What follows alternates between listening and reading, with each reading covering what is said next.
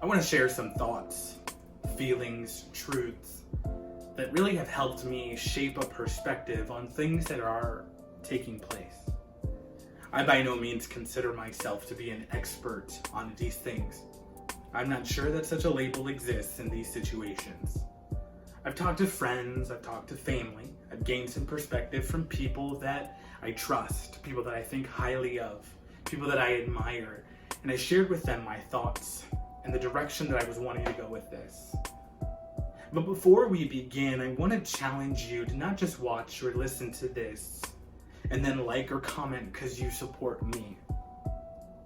Change is about real action, not just agreement. I want to challenge you to take in the message and then take it a step further and share the message if you agree with it. This isn't about me. And if you know me at all, you know the sincerity of those words. Over the last month or so, and most heightened within the last few days and weeks, people have brought attention to and shined a light, a big spotlight, on issues that are affecting groups of people living in this nation. These are real issues. These are issues that are worthy of our attention. These are circumstances that warrant our focus. These are injustices that demand that we listen. I've seen many pastors and church leaders and fellow followers of Jesus that have spoken out. They've shared their heartache. They've talked about their righteous indignation. They've shown their emotions as they've shared what is happening.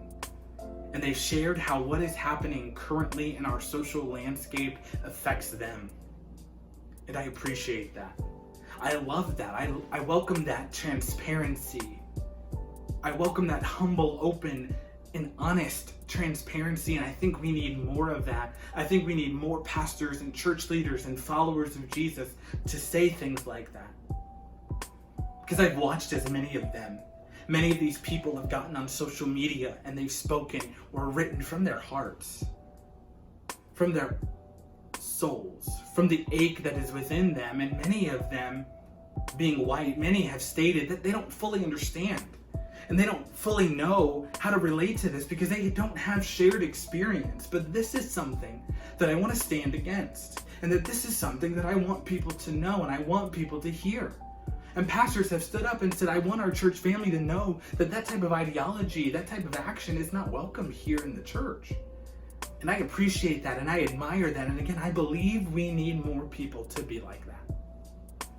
But with all that has come, many are saying, I want to act, I want to do something, I want to get involved, I want to make a difference here, but I don't know how.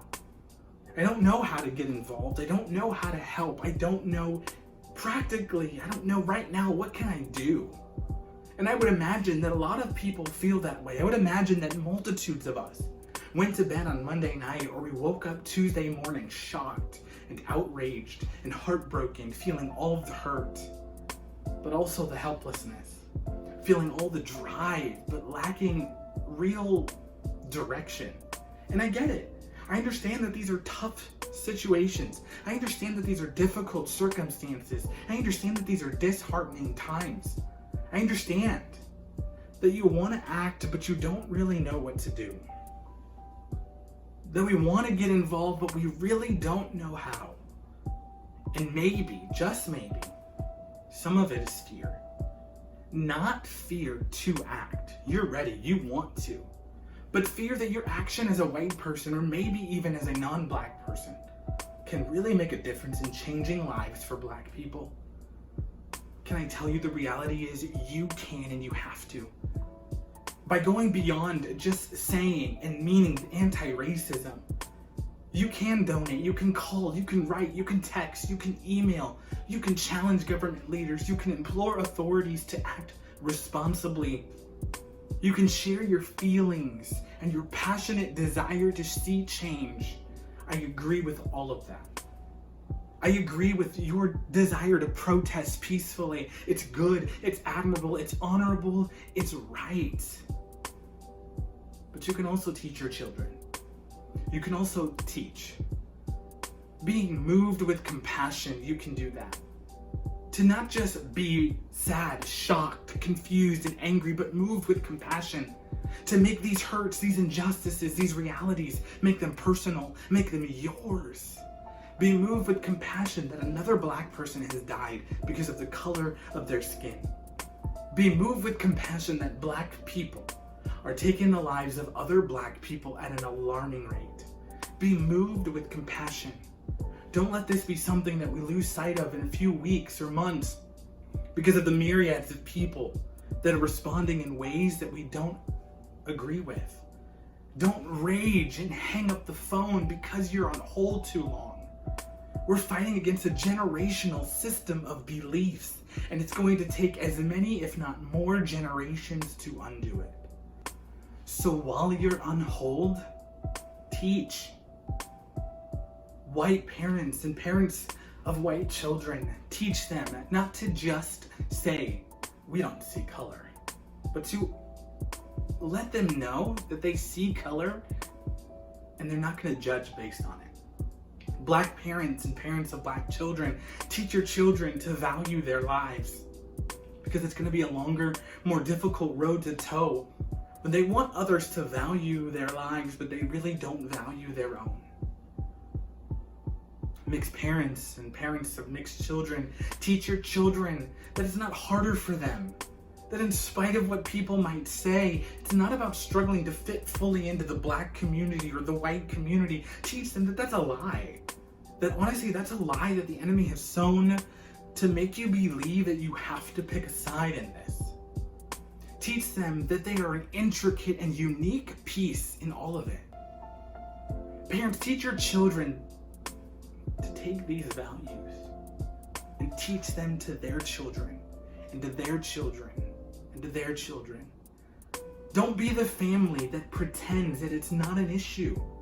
Don't be the family that presumes to not address it because of where you live or because of what you look like.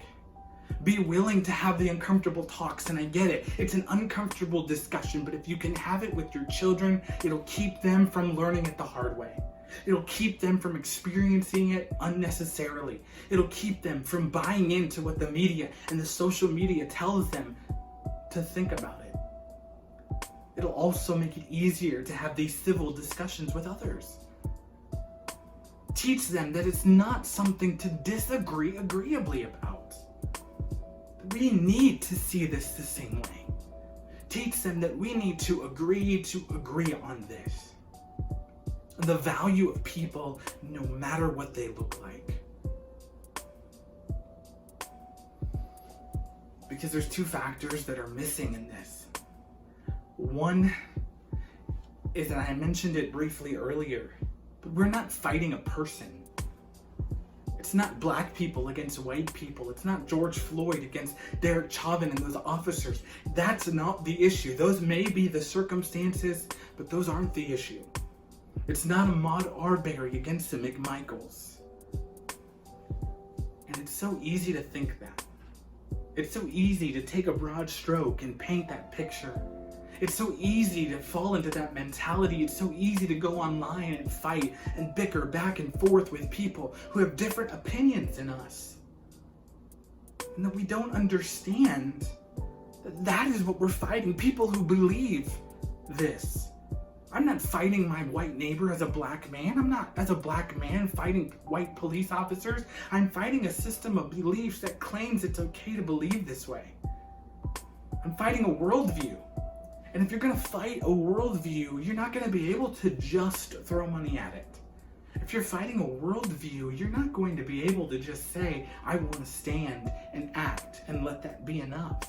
If you're fighting a worldview, you're going to need a weapon that is worldview worthy, something that is going to make a difference. And this leads to the second factor that's missing in the response to this is that we need to start with the gospel. We need to start living the gospel. We're too busy looking for people that don't know Jesus to have answers and responses like Jesus has. Some may find it, but they don't know the source of it. And people who do know Jesus are searching for answers apart from Jesus. Many are finding nothing despite knowing the truth. And we wonder why we're still not finding progress in this area. We wonder why when circumstances like this come out. And sadly, they will continue to. We wonder why when there's yet another hashtag, we still find a way to argue with other Christians. We still find a way to bicker with other people. As if because we may have different opinions on the president, as if because if we have different opinions on the political aisle, that it's not capable of change. But this isn't a political issue. This is not a mainstream media issue. It's not about politics or policies. It's an issue of people. And the greatest source to helping people is the gospel. The greatest source to helping people is Jesus. So why are we reaching for tweets from the president? Why are we reaching for posts from this liberal and conservative government leader? Why are we reaching for status updates when we should be reaching for Jesus? We're not reaching for Jesus and we're wondering why we're still at war with each other. It's because we're not believing the gospel. It's because we're not living the gospel. Not just the death, burial, and resurrection of Christ, but the gospel of the life of Jesus, the perfect life that he lived, the example that he set that made him the only one worthy to die for us, that made him the only one worthy to take our place on the cross. We're reaching for other things, we're reaching in other places, and we're coming up empty, and we're wondering why. Why are we coming up empty? What more can we do? How else can we get involved? We're wondering what more heartbreak can we feel? People are crying and weeping in posts and stories, and their hearts are truly, sincerely, honestly, and honorably breaking. But why is the gospel so important? Why does it matter so much in these circumstances? Because what people are searching for is value. They're searching for significance. They're searching for worth. They are looking to matter. And the reason why the gospel is the answer is because the gospel has already determined your value. It has already declared you to be valuable. Your value is not found in what some other human being thinks that you're worth. Your worth is not found in what some other human being chooses to value you at. Your value and your worth is found in the gospel. It's found in Jesus. It's who he declares you to be. The image of God. And as followers of Jesus, we need to make a big deal about this. We need to make a big deal out of making sure people know that. We need to make a big deal out of valuing people. Yes, all people, which means yes, Black people. The reason why people of color need to be valued is because the gospel values people. And if you've been encouraged or challenged by these words, share this then. Maybe it's a matter of opening communication with people.